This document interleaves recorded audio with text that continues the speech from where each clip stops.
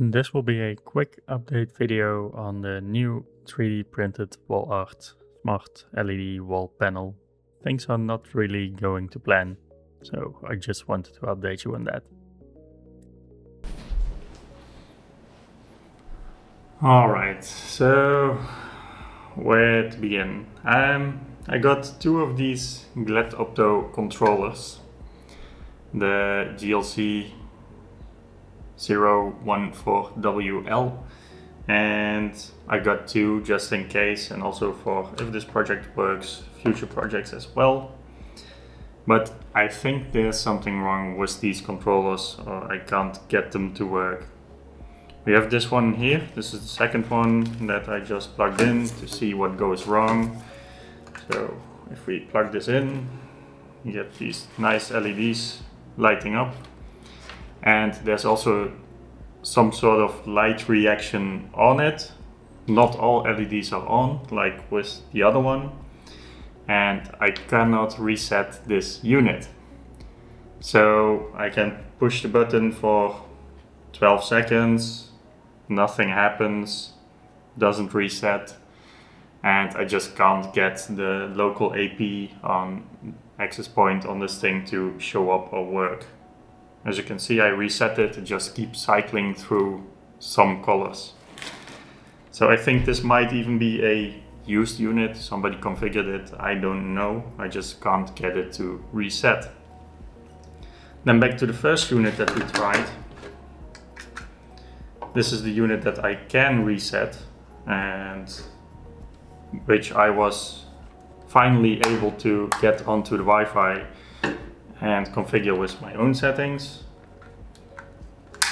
So we can plug that one in, so we get some colors. But every time in the app, it just loses connection. So it's connected to the proper Wi-Fi now, it shows its IP address, I can see it on my router as well. But I can't get it to update, and it loses connection after every 10 seconds or so. So sometimes in the WLED app, it says updating failed again, but just every so often I can, access it and it shows up, but 99% of the time, now it's colored again, now I can turn it off and on, now it's good,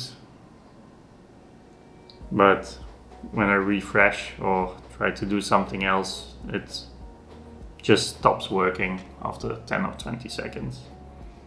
So yeah, I think something's wrong with the controllers. I searched online a little bit, and apparently these ESP2866 boards are just troublesome with Wi-Fi, and a lot of people recommend the new ESP32 boards because they're more powerful, newer, and WLED even stopped supporting these older things. They are not continuing development for it.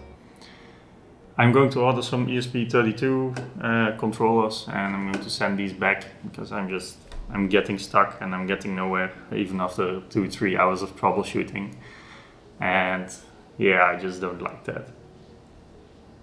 So that probably also means that I have to record a lot of videos again, and some of the informational parts that I did beforehand that I written out on these controllers as well, because that will become all obsolete if I don't use them.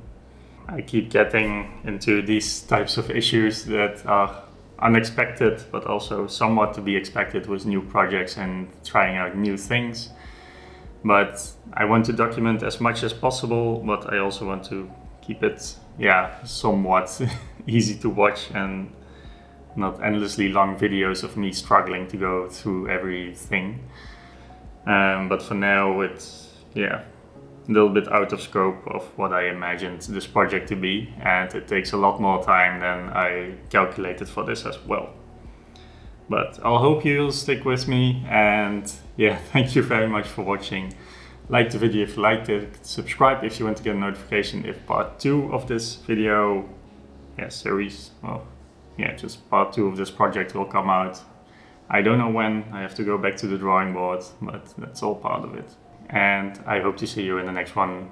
where I'll continue to struggle with this. But hopefully we'll get a nice smart LED wall panel in the end that makes it all worth it.